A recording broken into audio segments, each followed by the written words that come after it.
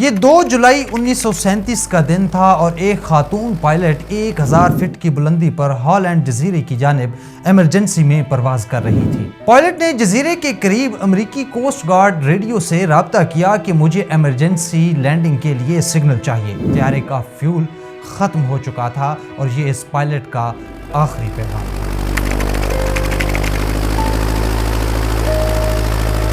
Hack to Itasca. We are on the line 157337. We'll repeat message. We will repeat this on 6210 KCS.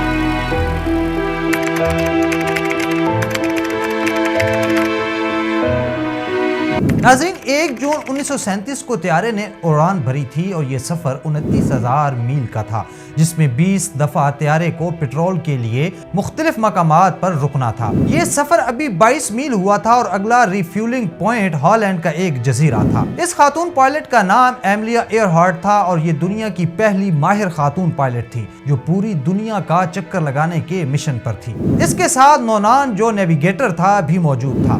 ایملیا 14,000 fit کی بلندی پر طیارہ اڑا چکی تھی اور بحر اوقیانوس کو تنہا سر کرنے کا اعزاز بھی ایملیا کے پاس تھا۔ ناظرین، جزیرے کے قریب کوسٹ گارڈ کو ملنے والے طیارے کا سگنل اتنا مضبوط تھا کہ جیسے طیارہ ان کے اوپر سے گزر رہا ہو۔ کوسٹ گارڈ نے جب باہر دیکھا تو کوئی طیارہ موجود ہی نہیں تھا۔ طیارہ کہاں گیا تھا؟ آخر ہوا کیا تھا؟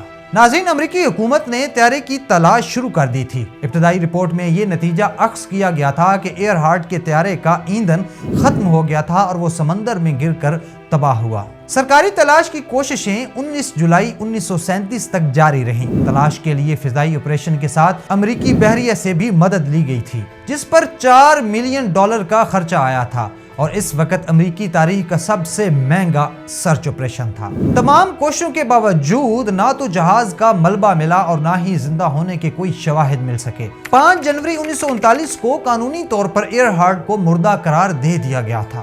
ناظرین، لوگوں نے اپنے تجربات پر مختلف مشاہدے پیش کیے۔ ریٹائرڈ کیپٹن لارنس سیفورڈ نے کہا کہ ریڈیو ٹرانسمیشن انتہائی پیچیدہ تھی۔ اس منصوبہ بندی نے طیارے کو حادثے کا شکار کر دیا تھا۔ کچھ محققین کا خیال یہ بھی تھا کہ ایملیا اور نونان کی موت حادثے کے دوران یا اس کے فوراً بعد ہوئی تھی۔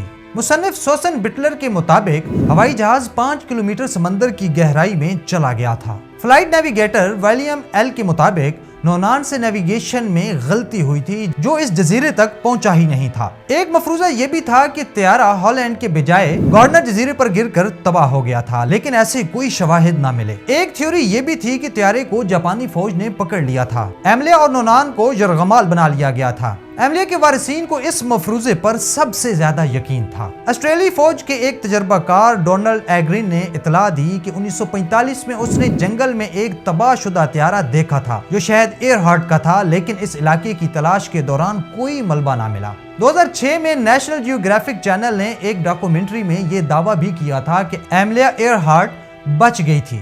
اس نے نام تبدیل کر لیا اور دوسری شادی کر لی تھی۔ کچھ عینی گواہوں کا یہ بھی دعویٰ تھا کہ انہوں نے ایملیا ایئرہارٹ کو جاپان میں جیل خانے میں دیکھا، مگر اس کی تصدیق کے لیے بھی ٹھوس شواہد موجود نہیں تھے۔ International group of historic aircraft recovery نے یہ مفروضہ پیش کیا تھا کہ طیارہ گارڈنر جزیرے پر اترا، جہاں وہ کئی دن یا ہفتوں تک بے یارو مددگار رہے اور اس کے بعد انتقال کر گئے۔ سرچ آپریشن کے دوران 1940 میں یہاں سے 13 انسانی ہڈیاں بھی ملی تھیں۔ ڈاکٹروں کا کہنا تھا کہ یہ ہڈیاں کسی مرد کی ہیں اور بعد ازاں یہ ہڈیاں پراسرار طور پر غائب بھی ہو گئی تھیں۔ ناظرین، یہ ایک ایسا معمہ تھا جس نے پوری دنیا کو حیران کر دیا تھا کہ آخر جہاز کہاں گیا۔ ناظرین، 2006 میں ڈیوڈ جورٹن نے اپنی کمپنی کی مدد سے ڈیپ سی سونر ڈیوائسز سے طیارے کی آخری لائن آف پوزیشن کے پاس سرچ آپریشن بھی کیا تھا، جس پر $4.5 ملین کا خرچہ آیا تھا۔ ڈیپ سی سونر ڈیوائسز کے رپورٹ کے مطابق طیارہ سمندر کی تہہ پر